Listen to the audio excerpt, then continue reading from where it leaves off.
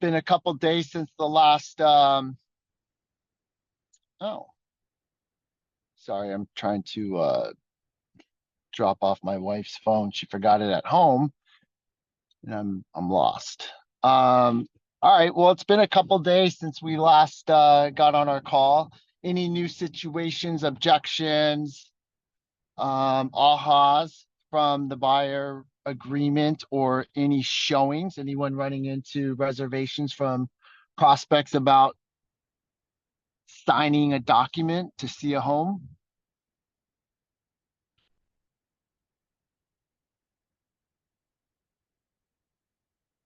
Nope. All right. Any objections that you guys want to handle? So, I was role playing with someone yesterday, um, and they wanted to dive deeper into the conversation or what it sounds like, at an open house lead, or a prospect who comes into the house who says, I'm I'm working with an agent. Are we taking their word for it, or are we still probing for more questions and asking, kind of the same thing I think that we've always done? How's that working out for you? Oh, that's awesome. Just curious, who are you working with? You know, um, and not necessarily just going, oh, okay, no worries. Take a look at the house. Here it is. Yep. All right. Have a good day. All right. But because that's going to be, I think consumers, as they figure out how this process works too, they're going to have their guardrails up, and they're going to have um, some intel on how to push back to not necessarily sign with anybody or to give them space. They're going to know to just say, oh yeah, I've got an agent. And the question is are we saying, well, did you sign something? Is that too abrasive when we haven't met them? Or do we say, are you committed to them? How's it working out for you? You we've got to find the hook to kind of get our foot in the door, to just at least have a conversation, in hopes to bring that wall down a little bit, where we can just have dialogue back and forth to see where they are in the process. Does anyone want to role play, or does anyone have anything that they're doing to get them to open up to start these conversations?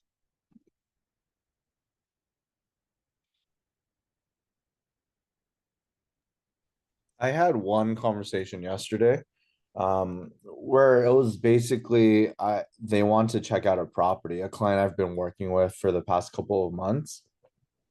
But because of the new rules, the new rule changes, that's kind of the go about of what I did.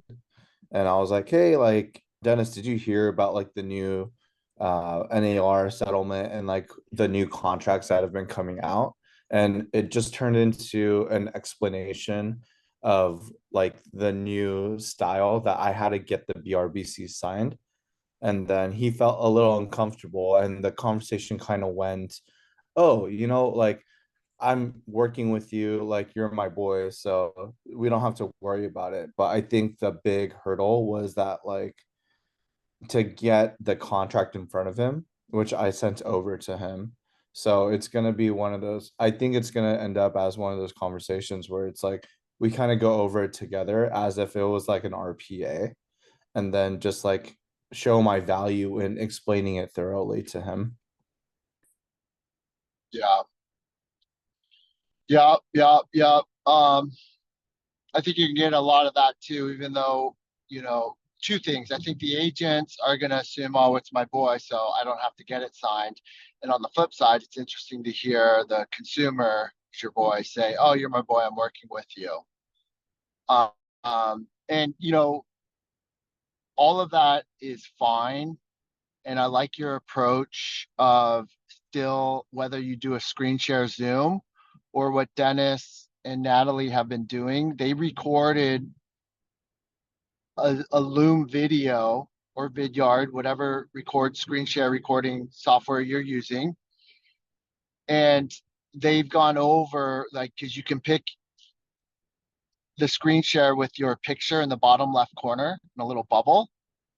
And they recorded it of them explaining what the document is. And it's a two-step process. They're giving them a heads up, exactly how Andrew just stated it. Are you aware? Have you heard? When it gets time to the showing, like, you're not going to just lead with this. If it's an open house lead and they come through the door, I don't think I would say, "Oh, have you heard about the new the National Association of Realtors requirement?" I'm going to just do what I do. "Oh, welcome. My name is Scott, Circle Real Estate, 3-bed, 2-bath, 1,800 square foot. Give them the specs. Let me know if you have any questions." And then as they tour the house, give them what they want, and then you get what you want. Oh, hey, Andrew, have you heard about the new National Association of Realtors, the requirements? Again, 90% probably haven't. 10% have heard of it only because, well, they're really in the market and their agent told them about it, or they went to an open house before yours. Then you're going to give them a high level response. And then I think, Andrew, the hook would be, would it be okay if I were to go ahead and send you a video explaining more about the process? Because whether you're ready or not, if you enjoy and you want to continue to look at homes, this is going to be a requirement. So maybe this might answer a lot of questions that you may have. And then you can capture their email address and then send them the video. And then go after the buyer's appointment later or on the second step, which then you would get authorization. Or if you really do a great job, perhaps they're willing to sign the agreement via DocuSign. Got it. Thanks, Scott. Yeah. I was just speaking to another one of our agents yesterday, and he had been working with his boy, his good friend, over the year. So the NAR rules did change, and just recently, obviously. But same kind of concept. Thought he was in, and he said he took his foot off the gas and just didn't run the full play with them because he thought, there's no way he's not going to use me. And so he started cutting corners. And then his friend didn't even tell him. He saw it the home was listed on the market. And what's even a tougher pill to swallow, he's going to sell to buy. And he's working with his lender also, who got him approved over $1 million. So I just share that as, when it's SOI, even more so, we definitely do not cut corners and assume. You got to run the full play, create the value, and still get authorization on the agreements. I think that's the great part of the new forms, is that it keeps us accountable, like especially with our SOI and people that we just think that we for sure got in the bag. And then it's like exactly like what you said, Scott. They go to somebody else and you're like, I thought you were my boy. I thought this was supposed to be our deal. But now we initially have to have those forms signed for this reason. So it's not a bad thing or a scary thing. It's keeping us accountable. It's making sure that we're actually sending our drip campaigns and actually getting things signed and showing our value. Yeah. Yep. And the better that we get at delivering the value, the proposition, and the more in depth we can talk about the agreement, it's definitely going to translate when you meet with your prospect or your friend. See, it's interesting that Andrew's friend had some reservations, and his fallback was, well, you're my guy. Don't worry. I'm not going anywhere. but that's not the point though. It's like, no, I get it. I appreciate that. Thank you for that. And this is something that we need to have because they're gonna do audits. I mean, this is the whole point where some agents, even in our office, were saying, hey, Scott, if they don't sign with me, what's to say that they're not just going to go to the next agent? Next agent's going to say, yeah, don't worry about it. We're just going to sign it when you're ready to make an offer. Well, those are the compliance division that's going out and auditing to make sure that that doesn't happen.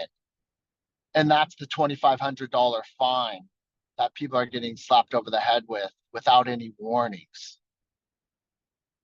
So, again, I think that the point in where I'm going with this morning is how do we deliver it so it feels normal, organic, and it's not this, we do the needs analysis and then, the elephant in the room is, oh shit, when do I say this? When do I ask them to sign with me? And so it's figuring out what works for you and when you want to have it. And I think the leading question is, exactly what Andrew says. Are you aware or have you heard? And then let them respond, and then you get to go into it. If it's on the date number 1, then we're just giving them a high level overview because they don't know about it. And we're going to ask permission if we can send them a video of me explaining it on a screen share video. And if you like, we can then follow it up with a Zoom meeting, or on our next showing, I'll bring an agreement with me, answer any questions. And if you're comfortable, then we can agree to mutually work together. So again, setting the expectation of what would happen next.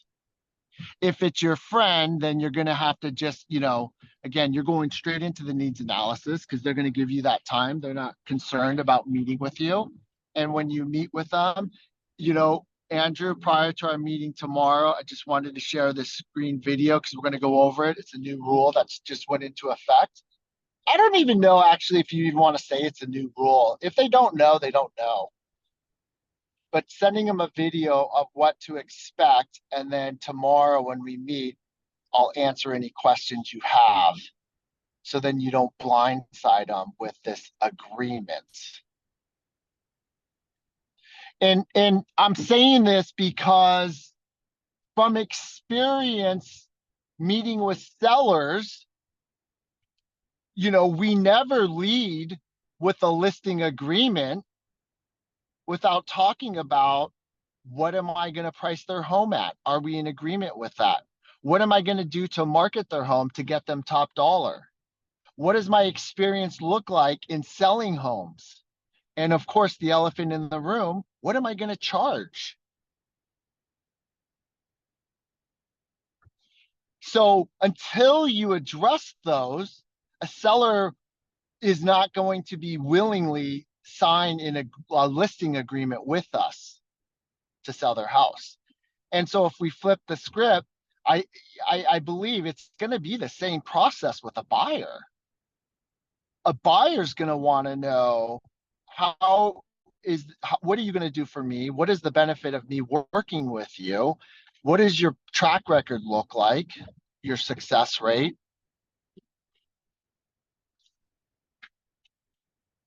And how does this document work? Scott, can I chime in here? Yeah. Hey, I think another form that if you are having, whether it is a prospect or a client that's hesitant about the BRBC, to help build rapport, don't forget you also have the property showing representation agreement, which is only 3 pages and covers up to 3 properties. And you can use that angle to build rapport to help lead them into getting more comfortable with you and the BRBC if they're not comfortable signing that right off the bat. Great point. Great point. So you have options, and you're going to pick the path that works best for you.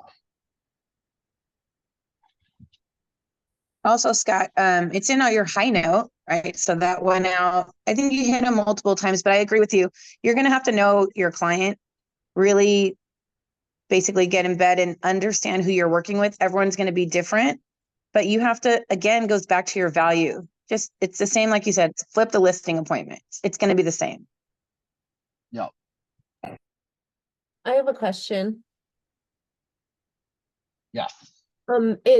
It is about once you have the BRBC signed, there is a portion of the BRBC that specifically states that proof of funds are supposed to be sent within a certain amount of days. I recently on a signed BRBC put 15 days there because I didn't think there was a rush to stick with the 5 days that's the standard on there. And it's been 21 days now and I still have not received the proof of funds. And the clients that have signed this are just a little like lax. They're not in a rush, so I'm not putting pressure on them, but I just wanted to know your thoughts about tactics to kind of get that information. Wow. Wow. They're kind of waiting for permits for an ADU to get completed in the back of their mother's home so they could sell that home first and then buy something, but we still have been looking here and there, not that much. So I that's why I'm being so relaxed about it, but I could see this being an issue all the time, where you don't get the proof of funds. And I assume the proof of funds is to pay your compensation if that's what it comes down to. Yeah, I think that is what, I'm not sure if it's that and down payment. It doesn't really Well, specify. down payment, are you referring when you're I writing mean an deposit. offer I mean for an deposit. RPACA? If you're representing a buyer and you're Yes, submitting an you're offer? representing a buyer. So I don't know if the proof of funds is just for your commission, but I think it's supposed to also be for your, I don't even know if it's down payment, but definitely for your EMD, I guess. Yeah, I'd have to look at that. Well, typically, I don't want to say don't worry about it, but it's really going to be needed, obviously, when they make an offer, because the sellers are going to want to see that. Yeah. Where like if you're putting whatever the down payment percentage amount you say in your offer, they definitely want to make sure that it's liquid and available. If it's on the buyer agreement and they have that, then I would assume that if as an agent, you want to make sure that they have the capital to pay you if it's needed. Now, this is where it's going to get interesting, where you guys are all independent contractors, so you can run your business the way you want to run your business, right? So don't take everything I'm saying. I'm just thinking like how, this is all uncharted waters for all of us. So this is new for me too. I personally will not have a consultation where I end it with the assumption, if I can't negotiate their rates and terms or my commission, that I'm gonna get paid through them, through the buyer. I'm gonna say, look, Lorian,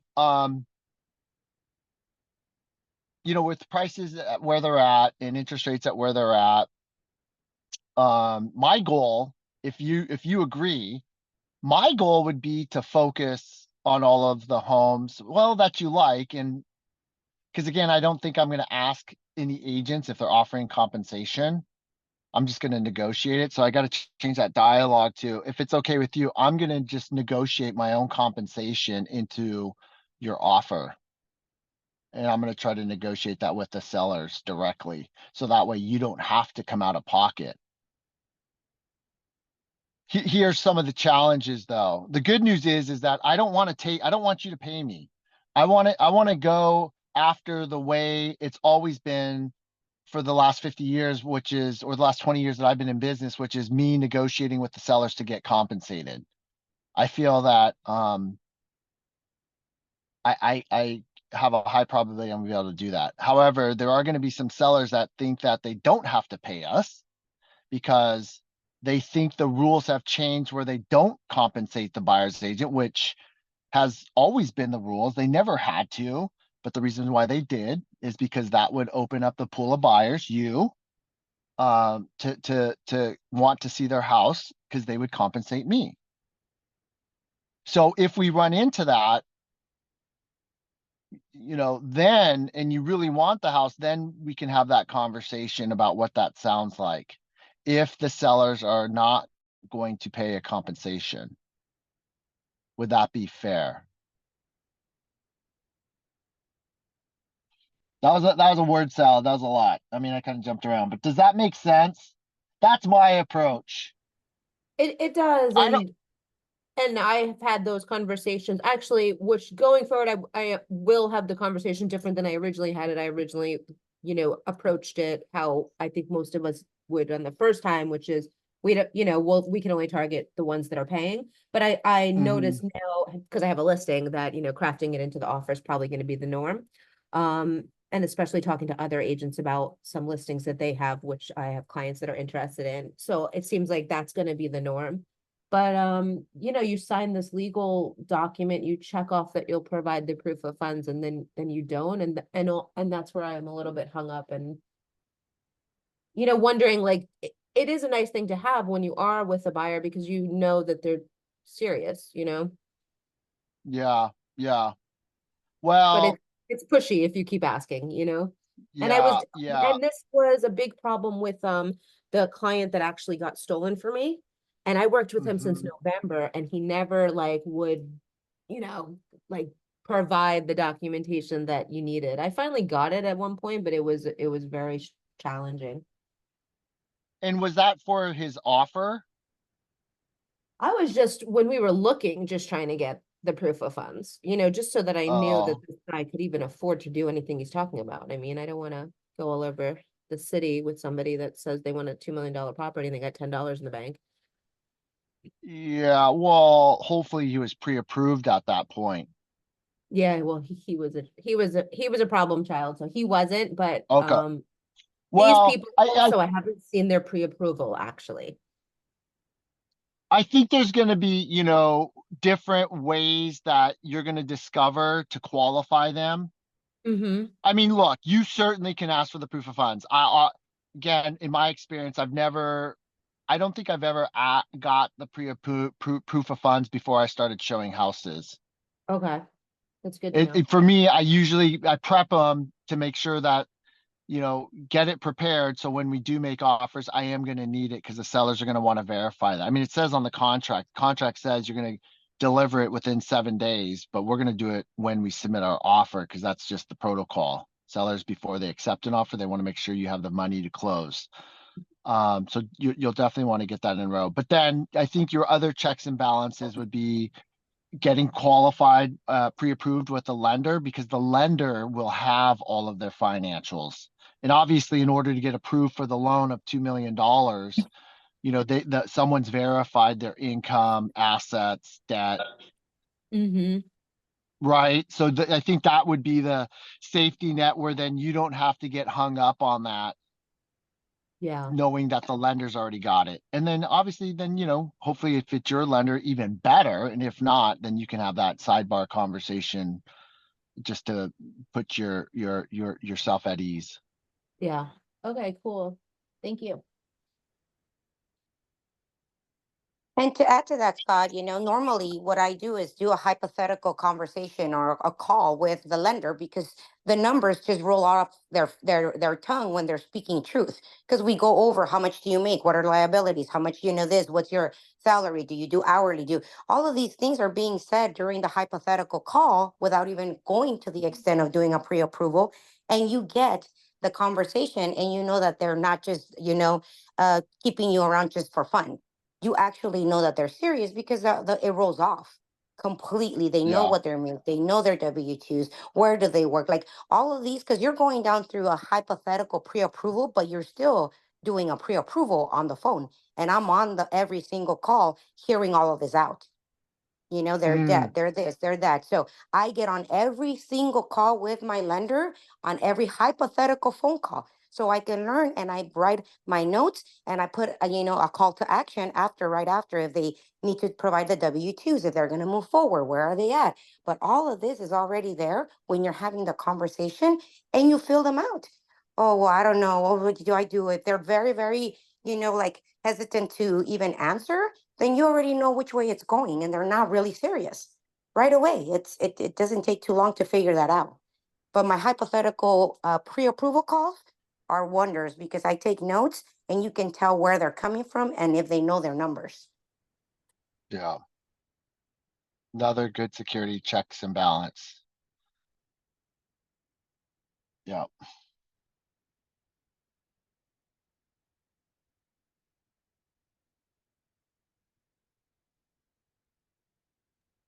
So Hey, Scott. from the, Sorry. yeah, you're Sorry, good. if I can chime in. I'm there with I'm right there with Sandra. So on an initial consultation, just like she said, all the, whether it's in person or whether it's on the phone, financials are there. So if we backtrack before this, I would always check and see if I was going to have to ask for closing costs for my clients, right? And of course, the past few years, we'd always have to prepare them for their down payment and their closing costs because of the competition. But if they really only have their down payment, I know my job is to try to get them these closing costs, right? So I'm talking to the agents. If there's no way, if prices are going over and that can't happen, then it's easier just to tell them, hey, let's go to the next one. So now with the whole compensation, now we got to prep them for down payment, closing cost, and our commission. So on that initial consultation, of course, you're looking, leaning on the lenders, getting their financials. You're going to be able to see if they have enough to even pay you. Now, that's not the goal. The goal is to try to get it from the seller still. But that's going to break down what they can do and what they can't in case it does come to that point. That's a little far-fetched. I'm with you, Scott, I'm not so in my head, I'm going to put down 3%, and I'm going to explain to them that in case it comes down that they have to pay me, I'm not going with the 3. I can come down. I'm not able to raise my commission, but I'm able to come down from it. So, Yeah, and I'll let them know that I exactly. will come down to it too. So they don't have to worry about that full 3%. Another point too, buyers have never known, and I'm not going to say never, but they usually don't know how much we make as a buyer's agent. The listing agents, we got to disclose that we have to negotiate. Buyers, I don't think have ever, I was thinking about this the other day. I don't think they ever know. They see us drive a maybe nice car. They think we make a shit ton of money, right? But they don't really know the percentage wise. So when you guys are filling out the BRBC, and this is just me, I'm gonna go with the 3, right? In case the other side's paying me a 2.5, then I can negotiate down and come in at 2.5. If I put 2, as we know, we can't come up, right? So that's going to be my explanation. I'm coming in as a 3. Yes, you're signing as a 3. In case the sellers don't want to pay that 3, I'm going to make this deal work. I'm not going to shut you down. This deal is not going to go south because of my 3%. I will negotiate it down. Unfortunately, I can't negotiate up on my commission. Does that make sense? Yeah, it makes sense. Okay, let's go. Now, it's not, excuse me, it's not going to be in writing. So that's where it's going to be a little tricky. It's going to be a verbal. I was thinking about that just now, like what could we do to ensure the consumer of what we're saying that we would actually do, because the agreement says 3%. But I think yep, go ahead. Would we be All able these to new sign forms and everything are about transparency. Why can't we just write something up and give them a copy and have a copy ourselves? And that creates that accountability that, and transparency that we're talking about. If they were to ask for it, I think I would put something right, an amendment, some form. I'm sure we can get, not an amendment, but something on the side that says, hey, in case you have to pay me, right, I will bring down my commission from a 3 to a 2. That's when you solidify where it's at, but we can't go up. I just talked to a listing agent yesterday, found a 1-bedroom, 1 condo in 90808. I was looking around 90808, and he's, each one teach one. I told him, I said, I didn't even ask him about the commission. just asking questions about the condo, pet friendly, all kinds of situations. He's like, the seller's willing to offer 2.5. And I said, well, that's awesome. You tell me so I don't send you a 2, right? And then I told him the same thing. I said, you would have probably seen a 3 from me. I said, but we wouldn't have broken the deal for a 3. I'd definitely take the 2.5. And he's like, you know what? That's awesome. I didn't think about that. That's what I'm gonna start doing. But I think it just comes down to the delivery and how you hand it. So it's gotta be a confident, don't worry about the 3 you put down there. Again, I don't think the buyers have ever known how much we really make at percentage wise. Yeah. Right? It's the selling side, it's the listing side that knows exactly what we make. See, the tough part is, and I don't know, because I haven't really spoke to my lender, Alex. I don't know when they do the pre-approval process. Are they, because let's just say they qualify, or we think they qualify for $700,000. And if he runs the numbers at 3%, closing costs, down payment, and then $21,000 for me. Mm-hmm. I think the buyers, the wall is going to go up and go, wait, what? So this conversation, that right there would derail the consumer immediately. And they would assume that that's what they're going to be responsible for if they decide to work with you. You may not even get the second call or a call back because of that little piece that just happened with the lender, if you haven't prepared them on how you plan to get compensated. So just throwing that out there. Secondly, there is, again, going back to the compensation, if the consumer challenges you or pushes back, like, well, how do I know you're really going to reduce your rate? Because it says here that I'm agreeing to 3%. So just know, I think the answer is there's a modification of terms to the compensation. You're just going to tell them, look, when we write your offer and submit it to the sellers, included in that is going to be a modification of terms, of what I'm willing to accept or what I'm willing to negotiate. That goes along with the purchase agreement. So I believe they're going to be linked up together. And that's the protection for the consumer. Scott, I have a question about that. If you add that modification of terms to the seller, and then you're asking the seller for 3%, but then you have the modification of terms to your buyer, isn't that a bit confusing though? Like if you ask your clients, like, okay, between you and I, it's 2.5%, but I'm going to ask 3% from the seller. I think you're going to negotiate the deal first, and then the modification would follow. Okay. I think just to piggyback on that, the modification can be sent once you're in escrow to escrow. So escrow knows, because you're going to be sending also the last part of the BRBC saying that it's 3%, and escrow is going to hold the buyer accountable for that 3%. But once you send that modification to escrow, then they'll go, okay, it's going to be this. So you don't necessarily have to send it, I guess, to the seller, but once escrow opens to escrow. Makes sense. Yeah, because the sellers, yeah. And then you and the buyer. Sorry guys, since we have to turn in every communication with our buyers and sellers from now on, even our emails, I think a simple email between you and your client doesn't have to be on a form, since there is no official form, but you have a communication open process with your buyer where you can tell them, hey, I'm going to ask for 3, I'll negotiate this, I'm going to only hold you to this if they're not going to pay that. You have to be very upfront with them, but all that communication goes in your file anyways. Yeah, that's what I'm telling my clients. That's what I'm telling them at the beginning when I asked them. I said, I'm gonna put the 3%, and I let them know that I was gonna do the 3% because I can never go up, but I can always go down with them. So obviously.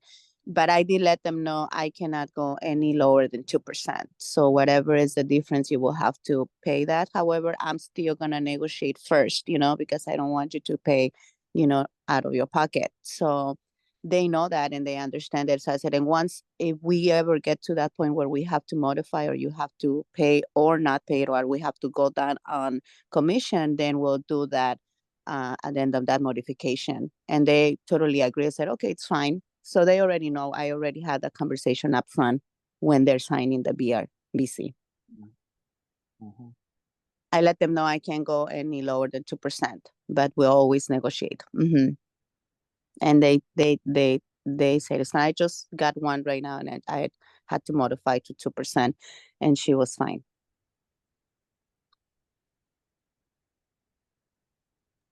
Yeah.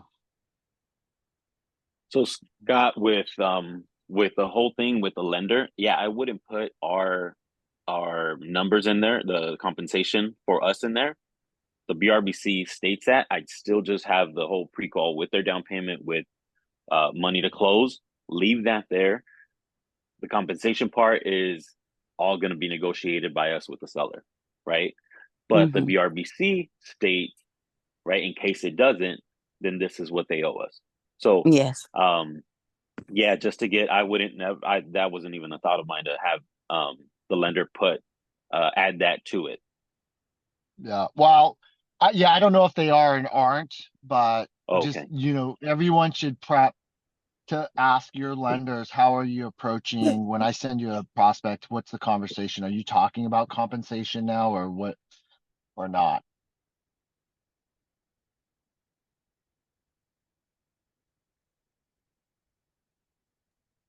My lender Yeah. isn't doing that at all right now. I'm with Ralph. Right now it's pretty much just focusing on the closing costs. And my team is yesterday prepped them to let them know we're not even for me. And I told them, like you mentioned, Scott, everybody runs their business how they choose to run it, right? For me, I'm not calling any listing agent and asking for what is the compensation first thing. That is not my main thing on the table. The main thing is if the client really loves the property, they want to make an offer, we're moving forward. Yes, we're ready, set to go. I am going to work on the negotiation because we go back to the buyer never knew what the compensation has been or will be. It's never known. It's always been, I'm just worried about what this XYZ. But the BRBC states, hey, this could be, I tell my client, he's like, oh, okay, so then if in case they don't pay this, then I'm responsible for this. Yes, but the goal is for you not to be responsible for anything of my fee. We want to make sure that we get compensated from the other side. That is my goal, and then all be all is my fiduciary to make sure that you get the home that you currently want. So I'm not even calling any listing agent asking for what is your compensation. That is not the key. I don't want to know. Pretty much here we go. I'm worried. I'm gonna go negotiate my worth. And that is that. Yeah, you can just put that in the offer, like how much is your compensation, and then let them counter you or tell you. Just show the home. I agree with you. Here's the thing, though. Here's the thing that we all have to stick to our guns with. How many times have any of you ever been asked to reduce your compensation to get a deal together?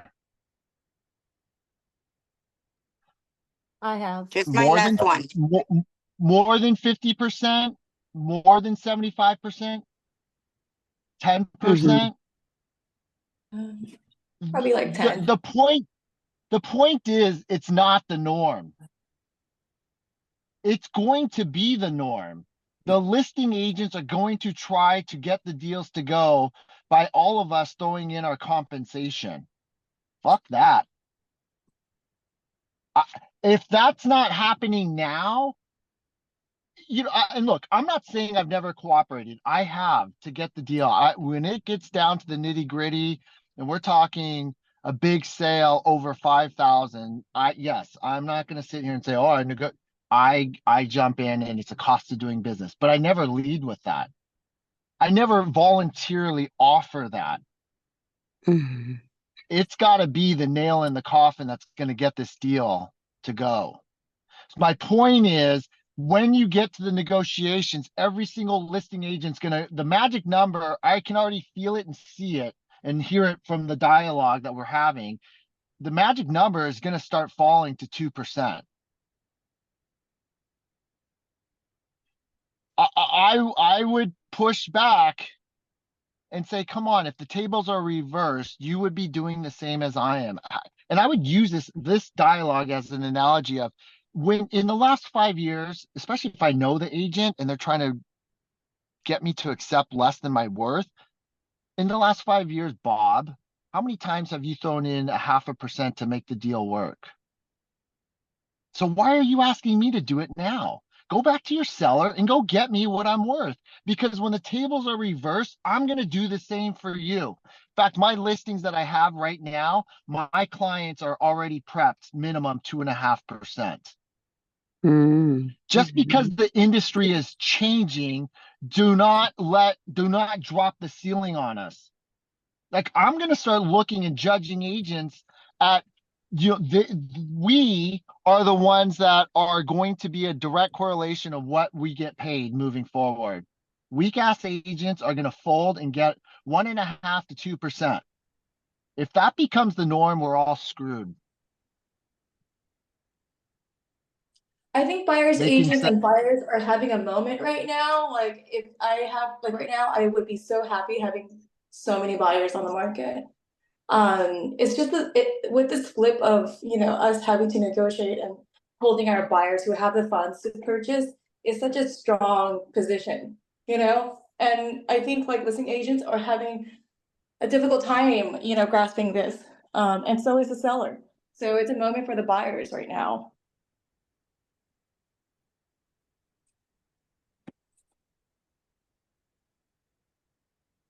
The way I Yeah. see it is there is more options. That's all it is. It's options, and it's our job to negotiate. The buyers have options, the sellers have options, right? And like Scott says, we just got to dial in, and we all run our business differently. We got to get our verbiage down, and we have to be able to deliver it with confidence. Whether it's negotiating your commission with the agent you know for a long time, right? Just like Scott mentioned, whether it's going, I'm with Sandra on, you know, like I said, buyers have never known what we make. And having that conversation with the listing agent, listen, you're going to see a 3 coming from me, but that's not going to kill the deal, right? If the sellers, you know, let me know what the sellers are willing to do, and let's move forward. It's not, my commission's not going to be an issue from the start. Buyers see the house, buyers love the house, the offer gets sent. Now that's when the BRBC comes over, right? If you do have that conversation prior to, and you need to make an adjustment, it's good. I think it's going to be super important to have that conversation with the listing agent. And, you know, just like every buyer, every listing agent, you got to fill them out. You got to see where they're coming from. Sometimes you're going to have to fight for it. Sometimes you guys are going to come into just the easy agreement. It's going to be that conversation where he knows it's going to be a smooth transaction with you and your team from the start, and he's going to probably fight for that 2.5 for you.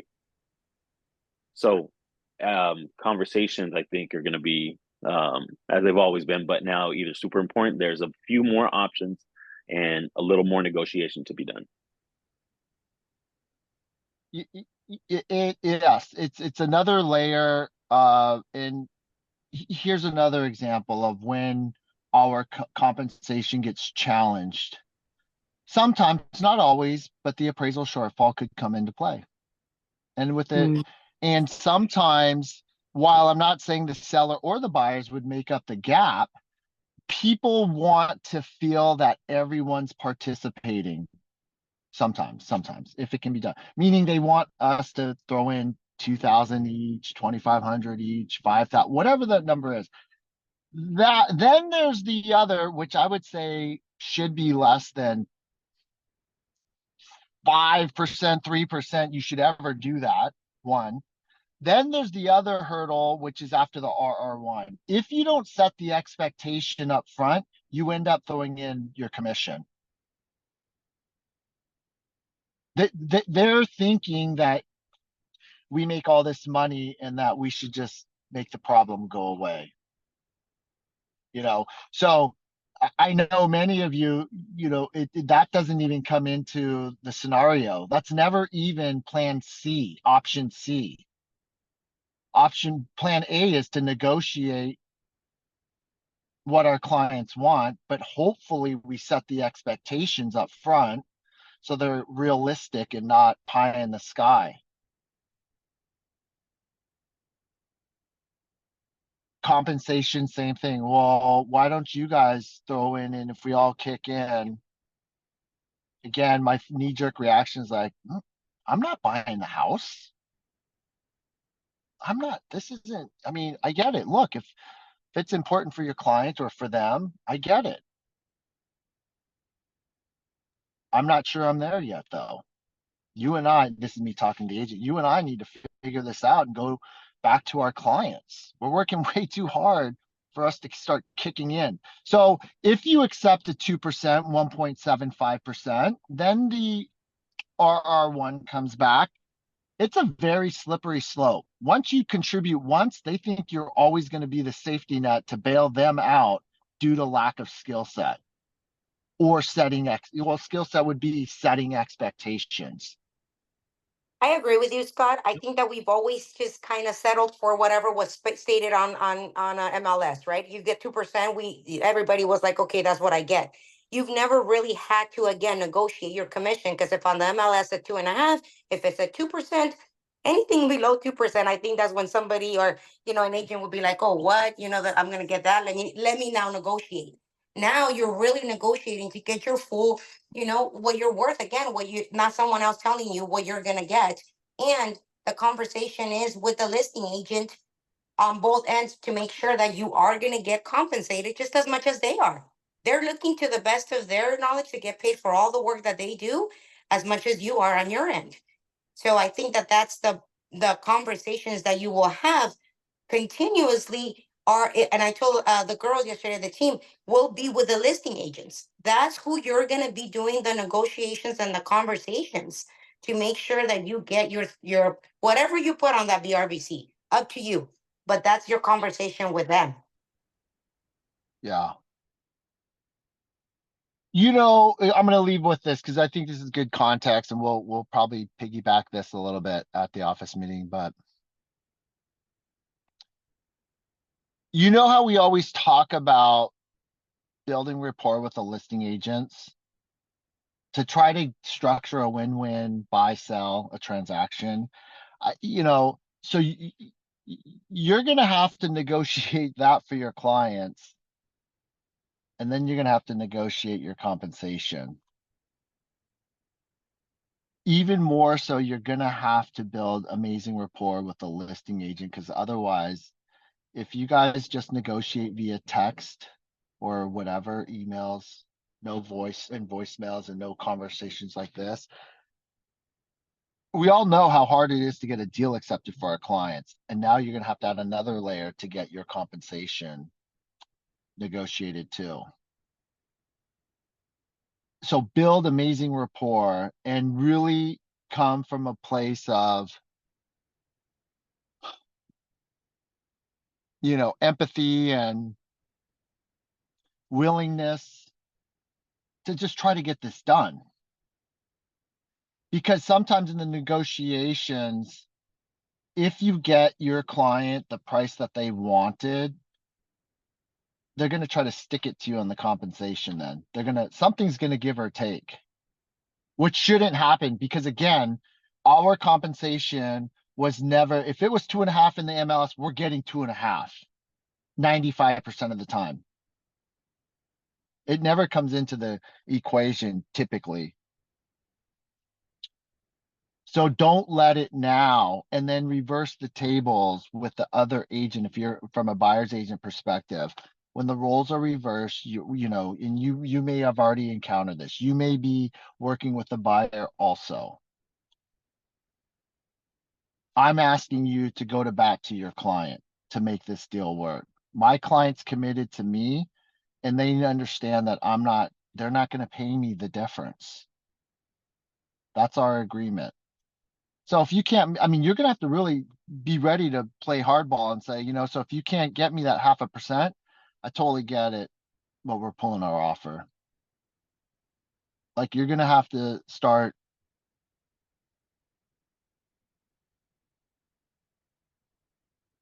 negotiating to get what you need.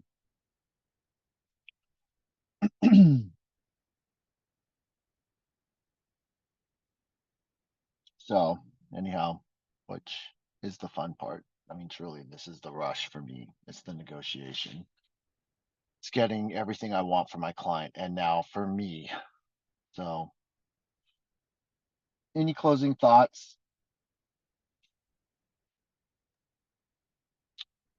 All right, here's the plan then. Everyone's got to shoot their Loom video or Vidyard video. This way you can go ahead and do a two-step dance. Send them the link, they can watch it, you know when they watch it. Probably, like Michelle said, put it in your high note. It should be in your drip campaign video. And then you should have the link in your Apple Notes. You can copy and paste it and shoot it off to whoever you need to right away. That way it'll answer 90% or at least cover 90% of the process. And then when you meet, you set the expectation, I'm going to bring it. And then we can answer any questions you have. And after, if we both feel comfortable and confident that we can help one another, then maybe it might make sense that we execute it together. Sound good?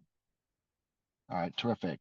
I'm gonna send you the video in 10 minutes and then get the ball rolling on that. But do hit it head on. Hit it head on. Don't think that you're gonna dance around it. You gotta hit it head on. So, all right, so shoot that video. All right. Okay. Bye, everyone. All right, everyone. Thanks, See Scott. you in a Bye, few everyone. hours or hour and a half. Thank See you guys Okay. later. Keep plugging at it.